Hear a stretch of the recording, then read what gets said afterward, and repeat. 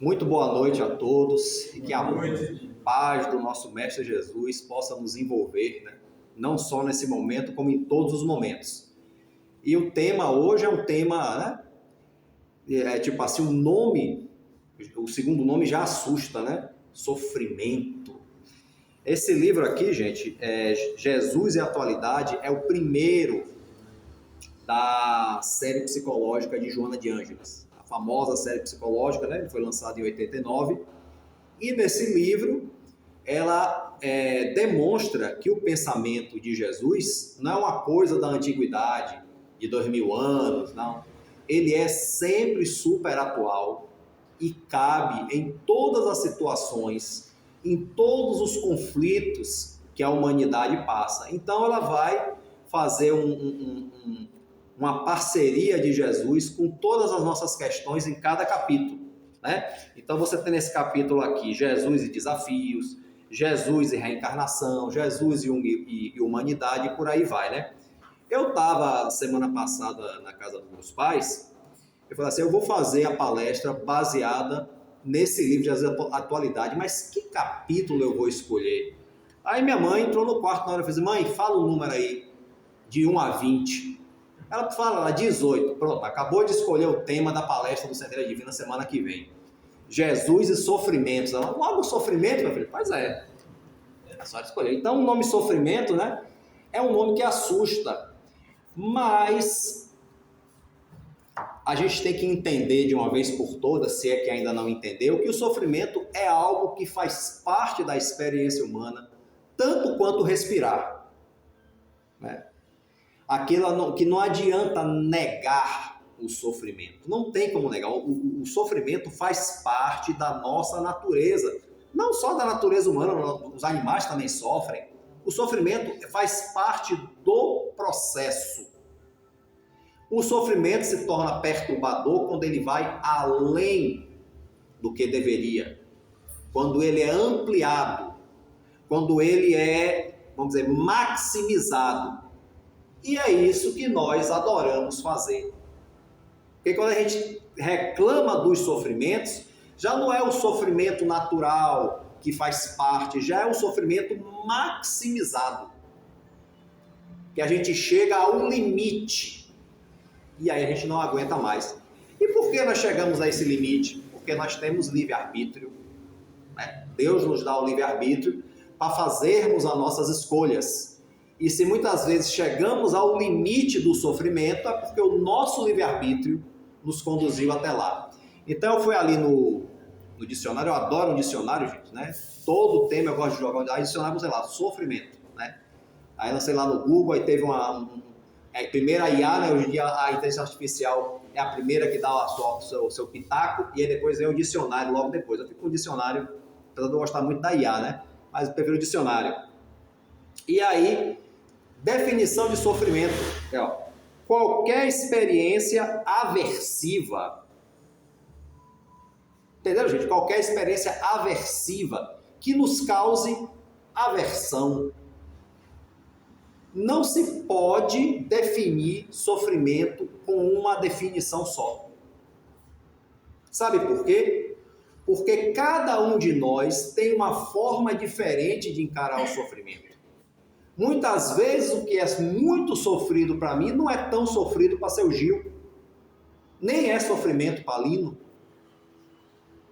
E o que é muito sofrido para mim pode ser extremamente mais sofrido para outra pessoa. Porque a forma como a gente encara o sofrimento depende também muito da nossa condição emocional, psicológica, evolutiva, né? O nosso momento da evolução espiritual. Estava conversando mais cedo aí com o seu Gil, falou assim, naquela época dos primeiros cristãos, mesmo que eu acreditasse, mesmo que eu gostasse da mensagem de Jesus, eu não me tornaria cristão, porque eu ficaria com medo.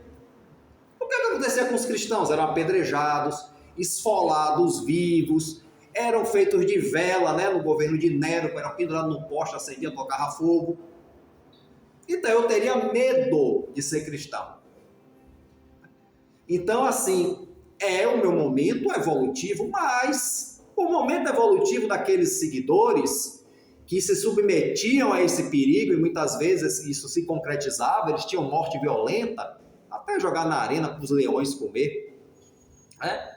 Eles estavam em outro momento evolutivo. Eles não sofriam? Sofriam, claro. Mas a tradução do sofrimento para eles, naquele momento evolutivo, é diferente para mim. É diferente. A gente pode passar, pode pegar a mim, sei lá, e um cristão daquela época, Inácio, né, que foi jogado aos leões, e jogar nós dois na arena com o leão. Os leões vão comer nós dois do mesmo jeito, só que a minha experiência emocional vai ser muito diferente da de Inácio.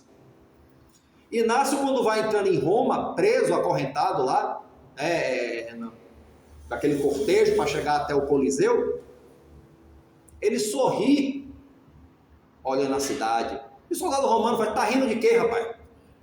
Você vai ser morto, você vai virar comida de leão. Você tá rindo de quê? Eu tô rindo porque, desculpa, a sua cidade é muito linda. A arquitetura, as formas, os prédios, que coisa mais linda. Ele deram risada, e daí, rapaz? Você vai morrer, você vai ser jogado por leões. O que é que interessa se a cidade é bonita ou não? Ele, não. Eu vou lhe explicar, porque eu não vejo a hora de fazer meu sacrifício. Porque se para vocês que são criminosos, Deus dá essa cidade maravilhosa, imagine para o meu povo. O que é que não vem depois do sacrifício? Então são experiências, gente, muito diferentes. Eu ia estar ali morrendo de medo. Olha a cidade bonita, coisa de eu ia estar ali, eu vou morrer. O leão vai me mastigar todo. São experiências diferentes. Por isso, assim, momento evolutivo, acho que a expressão ela é muito genérica, só que ela esclarece muita coisa. Ok? Então, experiência aversiva. Os primeiros cristãos não tinham aversão de passar pelo holocausto, se era para morrer em nome do evangelho. Então, eles não tinham aversão. Podiam ter algum medo, sim, normal, eles oravam, eles pediam ajuda, eles choravam, mas não era uma coisa aversiva que eles queriam fugir, muito pelo contrário, eles queriam ir ao sacrifício para demonstrar o exercício de fé deles, os verdadeiros cristãos. Então, assim, o que é que mais aqui o dicionário me falou sobre sofrimento? Então, sofrimentos são variados, né? Desde doenças físicas ou psíquicas, que está na moda agora, né? Doenças psiquiátricas sempre existiram, desde que a humanidade é a humanidade. Olha como os imperadores eram tudo louco, varrido, né? Igual a Nero. Mas nunca teve tão em alta como no nosso século XXI. Né? Nunca se vendeu tantos remédios, né? Para o juízo, eu chamo remédio para o juízo, como se vende ultimamente. E que são essas doenças psíquicas? Dá mais que vai da ansiedade, da depressão, né? A esquizofrenia e a extrema loucura, ao suicídio. São todas patologias psicológicas, psiquiátricas em níveis diferentes.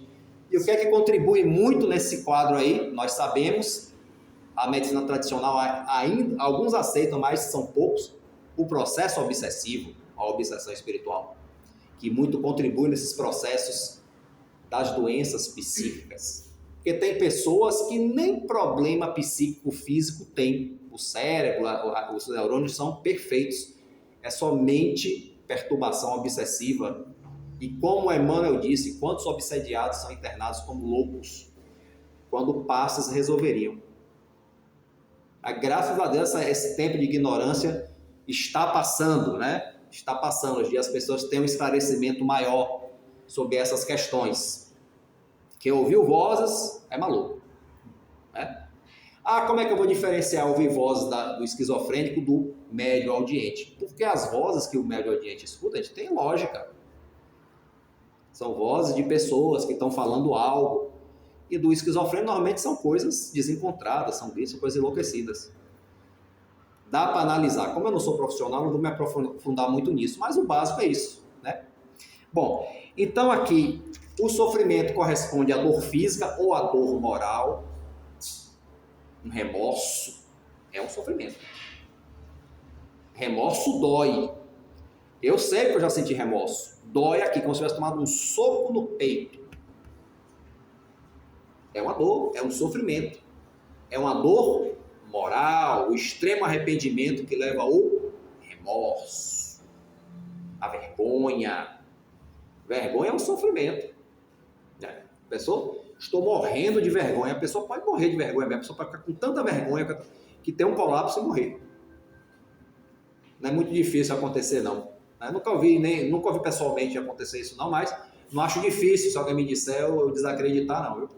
Morrer de vergonha. Né?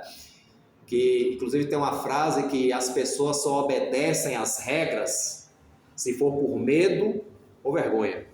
Eu falei, olha, hoje em dia vamos deixar só o medo, porque a vergonha a gente está perdendo dia a dia. Né? Mas vamos lá. Então, assim, aflições, angústias, amarguras. E essas aflições, angústias, amarguras são de diversos matizes, questões sociais, pobreza, miséria, né? Problemas em família, dificuldades de relacionamento em família, pessoas difíceis de lidar, que não conseguem socializar. Gente que nos inferniza e que nós nos infernizamos também. Lidar o tempo todo com um trabalho que você é infeliz naquele ambiente de trabalho, mas você precisa do salário, não pode sair porque o emprego está difícil. Porque desempregado é pior. E o desemprego é outro sofrimento muito grande na nossa sociedade. Né? Outra coisa que fala aqui também, uma das coisas que é sofrer, tédio. Tédio é um tipo de sofrimento. Imagine, você é entediado, a sua vida totalmente sem sentido. Tem gente que comete suicídio, gente, por puro tédio. Nem todo mundo que comete suicídio é porque está em depressão ou está desesperado. Tem gente que é desespero, são os casos mais frequentes, né? Depressão profunda, desespero. Mas tem gente que comete suicídio por tédio, que está de saco cheio. Não vê mais sentido na vida. Não tem sentido. Nada me alegra, nada me estimula, nada me interessa. Eu estou fazendo o quê aqui? O que eu estou fazendo aqui mesmo, hein? Tem a música Lulu Santos, né? Eu não pedi para nascer, eu não nasci para perder, nem vou sobrar de vítima das circunstâncias. Isso aí é um quadro de tédio tremendo. Né? Só que ele, no decorrer da canção, ele desfaz isso aí. Isso é uma música para cima, você vê que ele desfaz, né? Ele desfaz, né? Mas vê que é um eu lírico que passa por um tédio. É verdade? Então a solidão também é uma forma de sofrimento. A solidão. A solidão tem um lado benéfico, como sabemos lidar com ela. A solidão, inclusive, é necessária. Mas tem gente que não sabe lidar com a solidão. Mas nós temos que ter nossos momentos de solidão, né? Até para a gente se encontrar com a gente mesmo. Mas tem gente que tem tanto medo de si mesmo que a solidão é um flagelo. Um completo flagelo. Cada dificuldade, né? Ser agredido, seja verbal ou fisicamente, é um tipo também de sofrimento. Então, os sofrimentos são de vários matizes e cada um lida de uma forma diferente. Como eu disse, né? Falei no começo, eu posso receber uma agressão de alguém, né? E vocês aí receberem a mesma agressão, mas reagir de forma diferente. Tem gente que revida, tem gente que recua, tem gente que perdoa. Vai do momento evolutivo de cada um, né? E isso não está no dicionário aqui que eu busquei, né? Que é uma das causas de sofrimento, mas eu fiz questão de escrever a obsessão. Eu sempre falo em obsessão, gente, porque parece que os espíritas estão esquecendo da obsessão espiritual. Você vê uma palestra espírita hoje, parece que tudo é psicológico. Que não há interferência. Ah, não, mas nós somos os primeiros responsáveis. Que nós damos, sim, um processo obsessivo. Nós que começamos lá atrás, está certo, não estou dizendo isso não. Só que nós, quando tem muita gente, né, e é um grande número de pessoas que já está num processo que não consegue se desvencilhar de uma hora para outra, mesmo que tenha consciência, mesmo que não queira mais, não é assim, não se desata um nó de uma hora para outra. Um nó demora para desatar. Né? E precisamos de quê? De ajuda. E ajuda especializada. E os espíritas tradicionais mais antigos trabalhavam no processo obsessivo. Hoje não é psicológico, é coisa da sua cabeça. É só você ficar com a cabeça assim, assado, e você desintoniza. E como é que é isso? Como é que você vai se desintonizar de um espírito ou de espíritos dos quais você sempre foi tão ligado? Pode ser ligado até pelo amor lá no passado. Como é que você vai desligar, desintonizar? Ligado pela cumplicidade em crimes. Não é assim. Entendeu? Então, eu tô com essa bronca, né? Um pouco com o movimento espírita. Entendeu? Não, jamais tendo a responsabilidade do obsediado. Jamais. Ele é o primeiro responsável, mas não é o único. Não é o único. Quando eu entrei aqui em 2014... né, necessitado de socorro aqui nessa casa, aqui no Centelha Divina, né, que hoje eu tenho o prazer de fazer palestra aqui, mas quando eu entrei aqui em 2014, não entrei sozinho, né? Não entrei sozinho, entrei uma galera. Falar uma galera entre aspas, eu não vi ninguém, mas entrei eu e um ou uns, né, vamos botar assim. E todos nós tínhamos problemas, eu por acaso estava na carne, como ainda estou. Então você vai me botar num divã para me fazer uma terapia psicológica ou vamos tratar a obsessão espiritual? É um dos sofrimentos, ok? Agora sim, esse capítulo em específico, né, Jesus e sofrimentos, Joana de Ângeles ela vai tratar de uma coisa mais específica. Ela não faz esse apanhado todo do que seja o sofrimento. Ela, inclusive, quando começa o capítulo, ela se refere aos que procuravam Jesus, que eram portadores de enfermidade. Então, vamos aí, né? Aleijado, leproso, né? Normalmente desconjuntados fisicamente. Ou então, os loucos e endemoniados. Não era obsidiado, nessa época era os endemoniados. Era o que procurava Jesus. E aí ela chama a atenção para uma coisa. Toda vez que Jesus ia operar uma cura, ele perguntava: você quer ser curado? Uma pergunta. Ele não perguntava sempre com essas palavras, né? Mas ele sempre havia esse questionamento: você quer ser curado?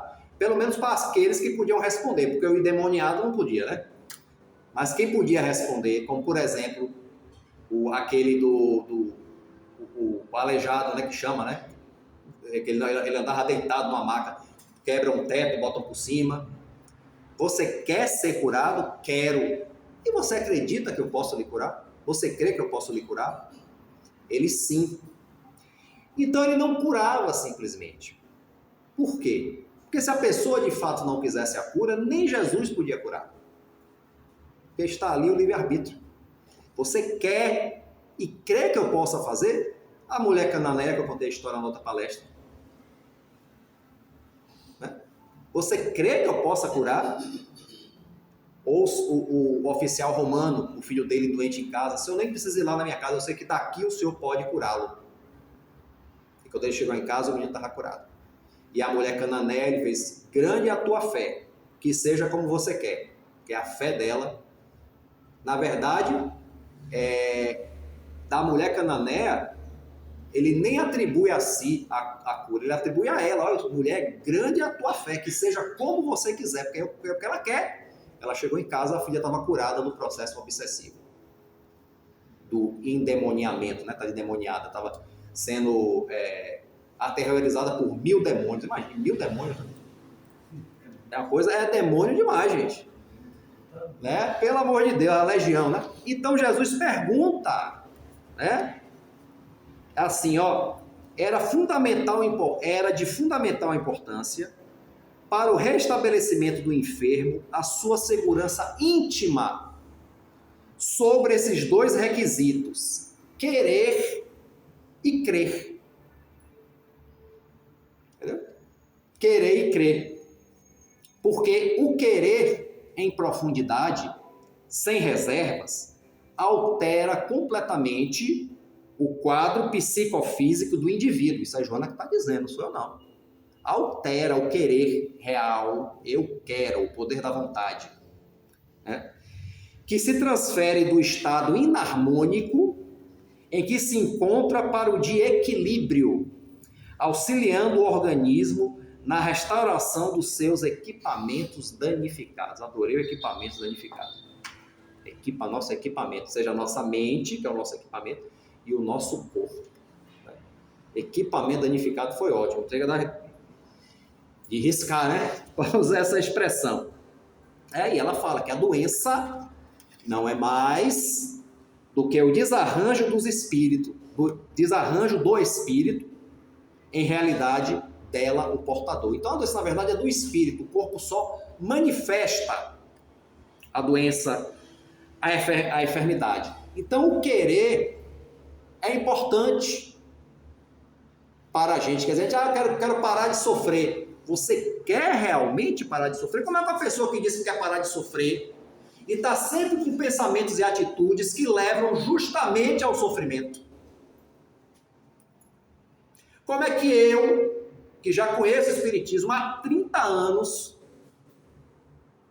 e alguém me ofende e eu ainda parto para discussão, para confusão? Será que eu não já aprendi o valor do perdão? Então como é que eu quero depois reclamar com Deus porque eu sofro? E os espíritas são mais cobrados, viu, gente? A quem muito foi dado, muito será cobrado. Por isso que muita gente pula fora do espiritismo. Que é barril dobrado. Né? Eu adoro repetir Raul Teixeira é maravilhoso. Espiritismo não é para quem quer, é para quem aguenta. Ele é muito mal interpretado. O pessoal diz que ele está discriminando as pessoas. Não é isso que ele quis dizer. Quer dizer, espiritismo é só para um grupo seleto de pessoas, não é para qualquer um. Não é isso. Você tem que ver a palestra toda, o contexto que ele disse isso. É para quem aguenta, porque exige de nós uma disciplina que muitas vezes a gente não está habituado a ter e não quer se esforçar. E aí não consegue ser espírita. Mas ele diz, não é só o espiritismo que nos eleva espiritualmente, não. Você pode ser outra coisa digna e crescer espiritualmente do mesmo jeito. Até mesmo ser um ateu digno, que é melhor do que ser um espírita hipócrita, quase não sai essa palavra, né? Ser uma pessoa digna ou seguir outra linha religiosa. Então é isso que ele quis dizer, não é uma frase discriminatória. Então o querer, inclusive eu já falei aqui sobre o poder da vontade, né? Que Kant, o filósofo alemão Immanuel Kant, diz que ser livre nem sempre é fazer o que quer, muitas vezes é fazer o que não quer. Porque nós temos consciência da verdade e sabemos que certas coisas não são boas. A gente quer fazer porque os nossos impulsos mandam, mas a gente sabe que aquilo não é bom, então a gente usa o poder da vontade, que está na racionalidade. Eu não quero. A gente não cede ao impulso. Porque, por senso comum, vontade e desejo são sinônimos, né? Mas na filosofia não. Vontade está na ação do pensamento racional. E os impulsos, os desejos, estão mais ligados ao instinto. Não me desfazendo dos desejos, não. Os desejos também têm um papel importante, gente. Não é para a gente ficar só racional, não. Mas é quem manda, é a racionalidade. Os desejos existem, devem ser exercitados, mas devem ser educados. Né? Não é para ninguém virar robô. Mas isso, na verdade, é o poder da vontade. Então, esse querer aqui, que Joana de Ângeles fala, está diretamente ligado a essa questão do poder da vontade, do nosso pensamento, da nossa vontade firme de querer. Quer mesmo parar de sofrer? Rapaz, às vezes tem coisas absurdas. A pessoa está reclamando de azia. Eu não aguento mais. Aí toma um remédio, tal. Daqui a pouco, mais na frente, está comendo o que não deve. Ué, e aí vai reclamar depois porque está sofrendo? Isso eu estou usando um exemplo simples, né? Porque se a gente for partir para os exemplos mais pesados, a palestra vai ficar um pouco pesada, melhor deixar. Vamos manter a leveza e cada um faz suas próprias reflexões aí, né? Tanto vocês quanto quem por acaso assistir depois, né? Então, aí depois vem o crer. Ela diz, crer é uma decisão grave de maturidade emocional e humana. E olha que coisa interessante, ela fala aqui, a crença é algo que já é latente em todos os seres humanos. Os seres humanos primitivos creem, sem saber como, é a crença intuitiva. O Livro dos Espíritos tem isso lá, eu não lembro a pergunta, que ainda Ainda não consigo ser daqueles palestrantes que lembra a pergunta, a resposta, o número, eu acho aquilo lindo, só que ainda não consigo, não. Só sei aqui é Deus, que é a primeira, que é a número 1, né? Que é fácil, né? Mas tem uma pergunta e uma resposta sobre isso, né? Sobre a questão que o ser humano sempre teve, a resposta dos espíritos Allan Kardec, a intuição da existência de Deus, desde o ser mais primitivo. Quando chegou na idade da racionalidade, começou a negar. Né? Começou a negar. Quer dizer, ficou uma coisa ou outra. E o que o Espiritismo faz? É a chave entre a racionalidade e a fé. Kardec escreveu no Evangelho segundo o Espiritismo que é a chave entre a ciência e a religião. Eu prefiro, né, com licença do Kardec, do nosso querido Kardec, já que ele disse que o Espiritismo também evolui, eu acho que seria mais evoluído dizer que é a união do pensamento racional com a fé.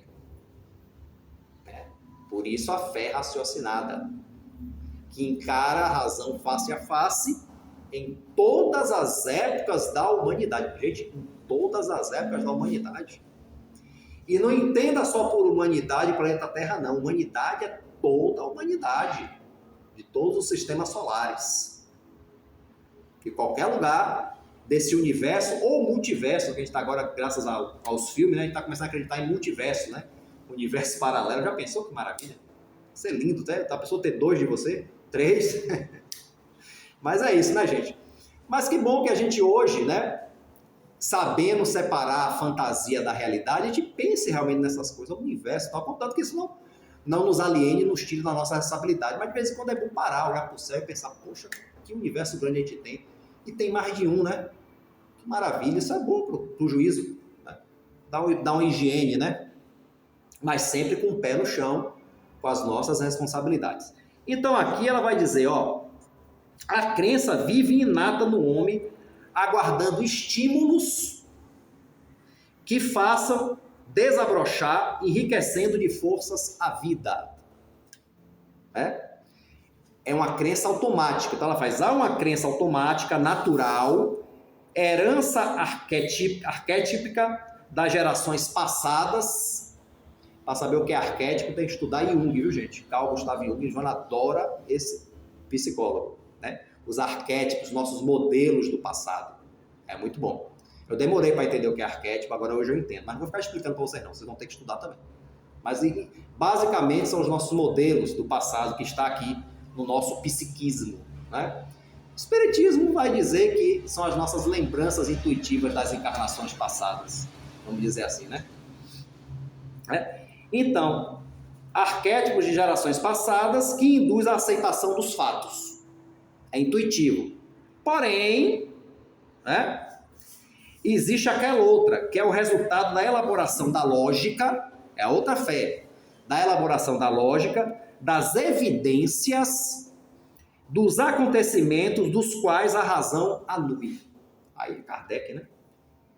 Que viu os fatos, as evidências. Não foi só Kardec, eu estou usando Kardec porque ele é meu exemplo máximo, né?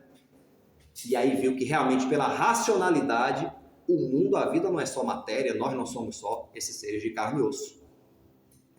Então tem a fé também pensada, que a gente chega à conclusão pela lógica, pelo pensamento, não só aquela fé intuitiva de antes. Mesmo porque essa fé intuitiva, se a gente não desenvolver a fé racional, nos leva à fé cega. E através da fé cega, gente, foram e ainda são, infelizmente, em pleno século XXI, cometidas muitas atrocidades em nome de fé. Fé cega, fé que não analisa, fé que sabe? Que não enxerga o ser humano e o universo como coisas integrais, interligados. A gente ainda agride o irmão de uma fé diferente, porque nos achamos superiores e eles são inferiores. E isso não cabe mais. Não cabe mais a ninguém, muito menos aos espíritas. Por que espírita faz isso? Faz. Infelizmente tem alguns que fazem. Por que não? Porque eu leio Allan Kardec, sou especializado em Joana de Ângeles, de toda a série psicológica, então eu sei mais que todo mundo. Você sabe muito, meu amigo e minha amiga, mas não para ser melhor do que ninguém, é para ser melhor para os outros. não para ser melhor do que os outros. Essa é a diferença. E estão inventando aí, gente, ainda bem que foi boato, mas que estão criando um curso na faculdade de Teologia Espírita. Já desfizeram que isso aí foi um boato. Teólogo espírita não existe, gente. Espiritismo é uma doutrina livre para todos estudarem, não é para ficar circunscrita a regras do MEC, com todo respeito ao MEC, que é muito necessário, mas não é para ficar restrita a regra do MEC e nem de curso universitário nenhum. Se as pessoas nas universidades quiserem pegar o conteúdo espírita e levar para suas reflexões, maravilha, principalmente para a medicina, para a psiquiatria, né? Sobretudo, mas também para a faculdade de filosofia, seria ótimo também, porque a faculdade de filosofia é toda... Eles até aceitam que entre alguém lá... Eu fiz filosofia na UFBA. Quando entrava gente lá, até do candomblé, eles até aceitam, mas espírita, Allan Kardec lá, é maldito. Eu falei, mas eu sou espírita. A pessoa me olhou assim. Porque ele disse que eles argumentam que religião não se argumenta com a racionalidade, são campos diferentes. Mas espiritismo é um conhecimento, rapaz, não é religião não. Mas é difícil para eles aceitar isso. O espiritismo tem o seu aspecto religioso importante, sim, nos conecta com a divindade, sim, mas o espiritismo, acima de tudo, é um conhecimento. E é um conhecimento para todos, não é verdade? O direito são só para os advogados? Não, é para todos. As leis são para todos nós. Os advogados simplesmente trabalham com as leis. Não é verdade? Os conhecimentos não pertencem aos profissionais do conhecimento. Então o espiritismo não pertence só a nós. Nós somos responsáveis pela sua disseminação. Mas os benefícios do espiritismo é para todos. Se entra uma pessoa aqui nessa casa, precisando de socorro espiritual, ela vai receber, não vai ser obrigada a ser espírita, não. E a gente não tem que ficar aqui, não, agora você tem que frequentar o centro, você foi socorrido aqui. Isso aí, gente, é o caminho para a perturbação. Que a pessoa vai ficar obrigada e vai ser uma perturbação. Ficou bom, pode ir embora. Se quiser ficar, maravilha, é bem-vindo, temos tudo aqui. Ah, mas não quero, então pode ir embora. Ficou bom, pode ir embora. Ah, obrigado. Não, agradeça a Deus, a Jesus, aí. Só. Pode ir embora. Ninguém é obrigado. Mas o benefício é para toda vez que eu converso com as pessoas, coisas baseadas no princípio espírita para ajudar, mas não é para converter ninguém, não. Porque não existe negócio de conversão espiritismo. Conversa mesmo a minha realidade. Eu conversei com a colega de trabalho minha, evangélica, vai para a igreja e tudo, ela me fez perguntas, eu falei. Agora mesmo, essa quarta, eu entro em comunicação com os espíritos. Não falei que eu incorporava, não, para não assustar, né? Mas para não ficar com medo de mim, né? Porque tem isso, né? Mas a gente vai, a gente faz trabalho com os espíritos. Aí gente conhecida chega. Uma vez uma prima minha se manifestou, não foi aqui não, foi no outro centro que eu frequentava. Uma prima minha se manifestou e tudo, né? Acontece, ela foi um papo produtivo. E ela até falou para mim, olha, você não pode faltar, porque na quarta-feira eu não vim por questão de trabalho, né? Eu até mandei, né? Mas aí ela tá falando, próxima quarta você não pode faltar não, é compromisso. Olha só, né? Ela já entendeu que é uma coisa importante. Não precisa estar convertendo ninguém, né? Mas só espalhar na medida das nossas condições o benefício. Né? Porque guardar só para mim, né? Não pode guardar só para mim. O que a gente puder passar adiante e doar, a gente doa também, dentro das nossas possibilidades, né? Para atenuar os sofrimentos, né? Então, assim, quando a gente une aqui, segundo Joana, o querer e o crer, aí está aberto a cura do sofrimento, que era como Jesus fazia. Não é uma coisa de um passe de mágica, agora eu quero ficar bem e eu creio, aí vou ficar de um dia para o outro, não. A gente vai entrar num processo de ficar bem.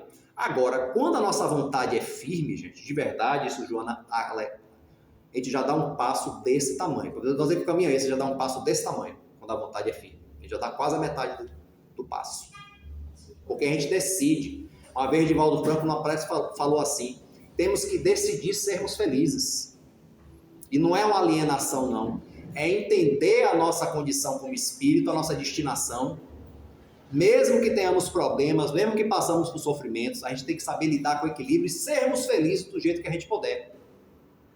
A gente tem que aprender, né, a não se entregar ao desespero. Seja qual for a situação. Né? Aqui, ó, querer, olha que frase maravilhosa. Querer e crer conduzem à luta, mediante a decisão de sair da furna sombria para o campo do êxito. Maravilha, hein? E aí ela diz outra coisa. E após o logro feliz, quer dizer, após você conseguir, devem prosseguir com esses dois valores. Mesmo que você consiga o que você quer, prossiga com esses dois valores, querer e crer. Deve prosseguir com esses dois valores morais, comandando a integridade emocional para impedir nova reincidiva, quer dizer, para não acontecer de novo. É o vá e não peques mais, né? Que Jesus disse, sempre dizia, quando ele curava as pessoas. Ele não obrigava todos a segui-lo. Né? Não obrigava todos a segui-lo, não. Ele curava, vai e não peques mais. Tinha gente que queria seguir, ele fez, não, você não é para me seguir, você tem que ir para a sua casa, cuidar da sua família. Não era todo mundo que ele arrastava pela estrada, não. Cada um tinha o seu momento. Joana de Cusa queria segui-lo. Ele, não, você tem que ficar com o seu marido. Joana de Cusa é Joana de Ângeles. Você tem que ficar e cuidar do seu marido. É a sua tarefa em meu nome. Entendeu? O garoto rico de vender tudo e segui-lo é porque era o momento dele esse. Mas ele não aceitou, se assustou. Como qualquer um não se assustaria. Eu vou vender tudo meu e sair por aí perambulando. Imagine. Era o momento dele, mas ele recuou. Como talvez eu recuasse também. Muita pressão, bicho. Muita pressão. Mas outros que quiseram segui-lo, ele não. Seu dever é aqui na sua cidade, seu dever é na sua casa. Entendeu? Cada um tem o seu campo de luta. O seu devido campo de luta. E aqui vem, ela descreve o episódio do rapaz, né? Ele perguntando, né, do rapaz que ele bota ele pelo teto, levanta, bota pelo teto. Rapaz, abrem o teto, né? Levantam ele pelo telhado, ele desce, ele é amarrado na maca, né? E ele pergunta aqui, ó, tu crês que eu posso te curar?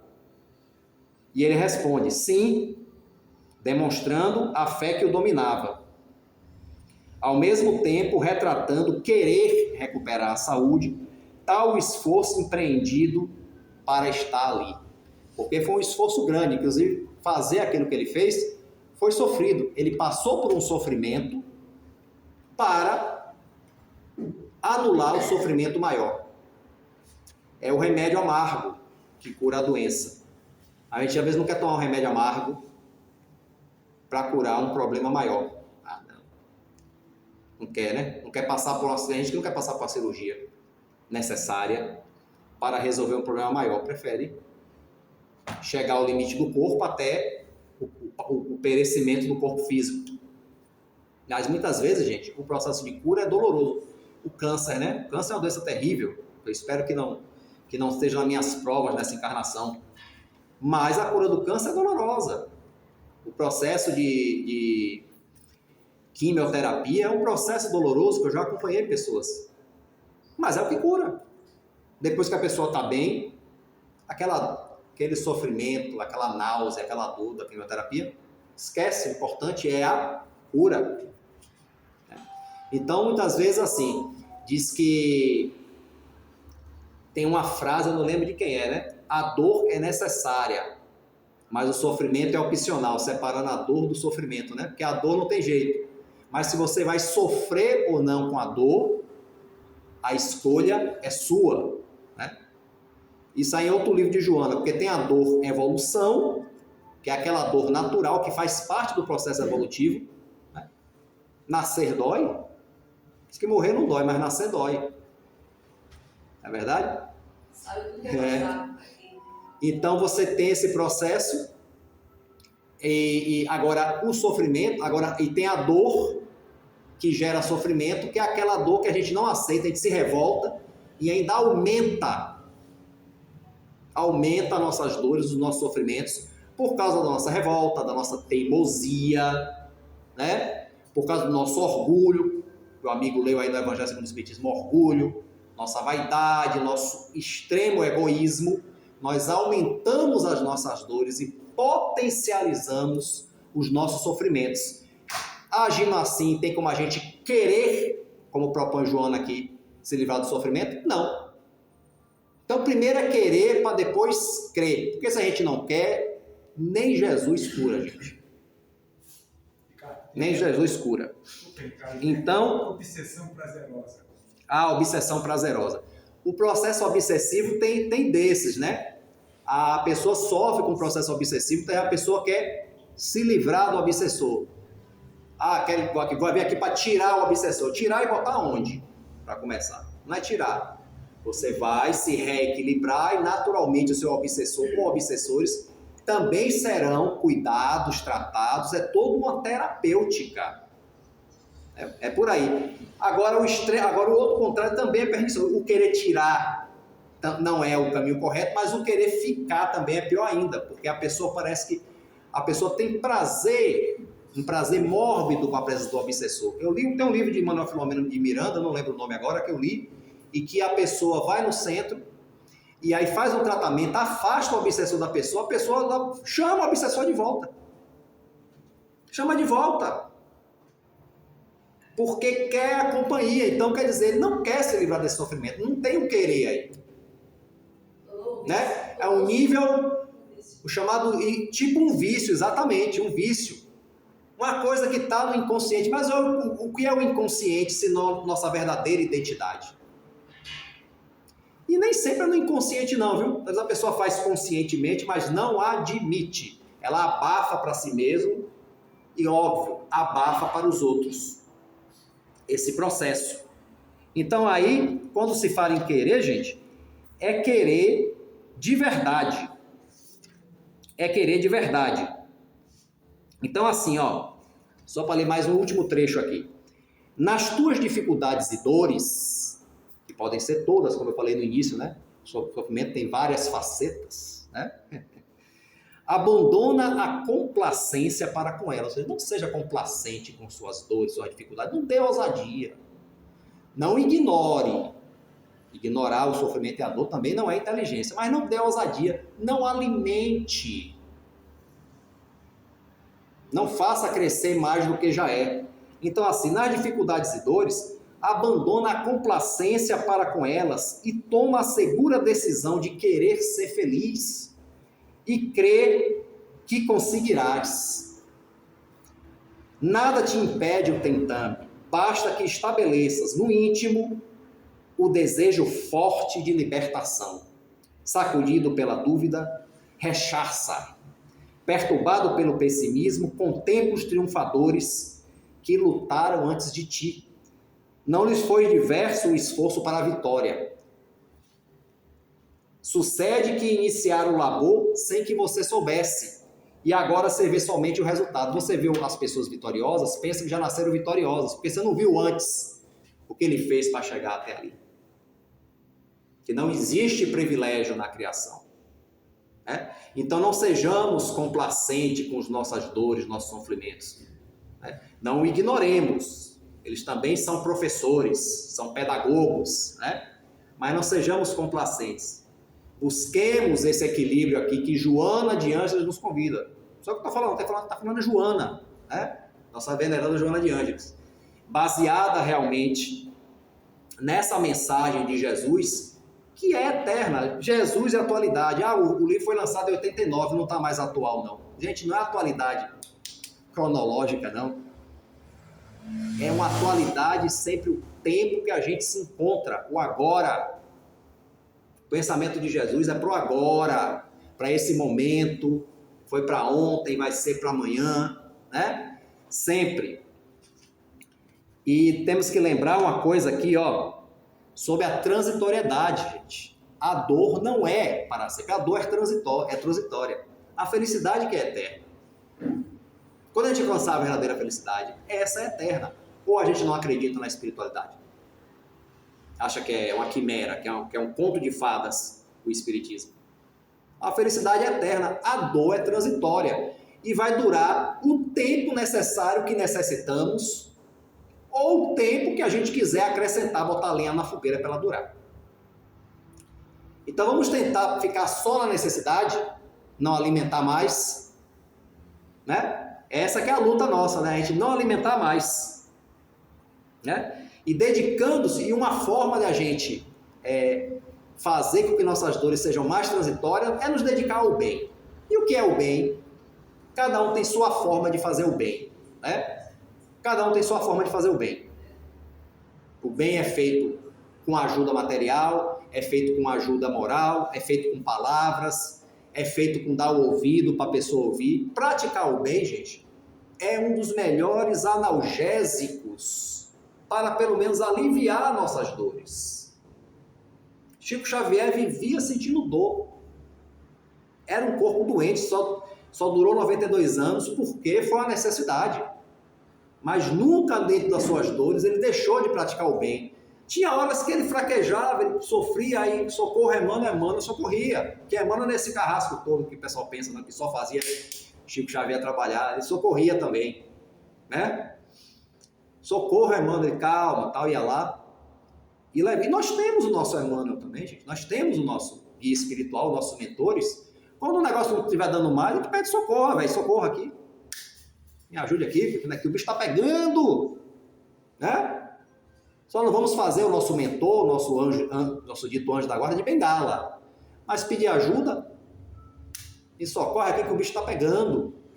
Não tem nada demais, ok? E saber que principalmente o amor supera o sofrimento, mas o amor verdadeiro, não é o amor interessado, não é o amor das minhas conveniências, não.